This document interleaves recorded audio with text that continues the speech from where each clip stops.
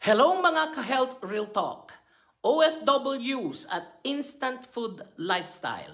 Maraming OFWs ang laging nagmamadali sa trabaho, overtime at kulang sa oras magluto. Kaya karamihan ay umaasa sa instant noodles, canned goods, frozen meals at fast food. Oo, mabilis at mura, pero ano ang kapalit sa kalusugan? Ano nga ba ang meron sa instant food? Mataas lang naman sa sodium o asin, nagdudulot ng high blood pressure. Mataas sa unhealthy fats like trans fats, saturated fat, risk factor para sa heart disease. Mababa naman sa fiber, vitamins, minerals, kaya madaling magkulang sa nutrisyon.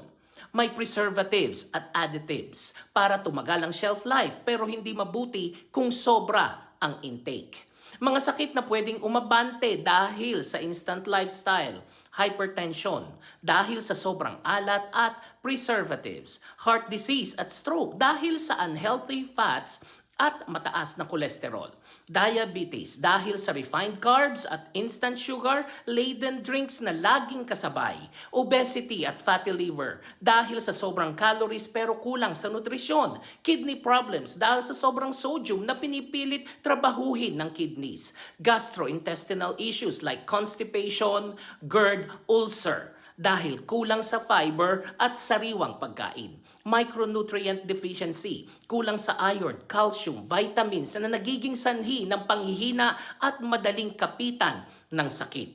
At ang Health Real Talk tips para sa OFWs, meal prep once or twice a week. Kahit busy, pwede magluto ng simpleng ulam na pwedeng ilagay na sa ref at i-reheat. Pumili ng healthier instant options. May mga noodles na low sodium o canned goods na may less salt. Piliin ito kung walang choice. Dagdagan ng gulay at prutas kahit simpleng kamatis, pipino o banana sa tabi ng instant food, malaking bagay na.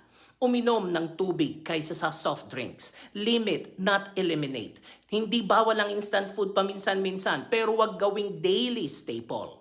At ang bottom line, ang instant food ay parang instant relief lang sa gutom. Pero kung ito ang palaging kakainin ng isang OFW, may instant na kapalit sa kalusugan. Hypertension, diabetes, sakit sa puso at kidney disease. Ako po si Arlene para sa Health Real Talk.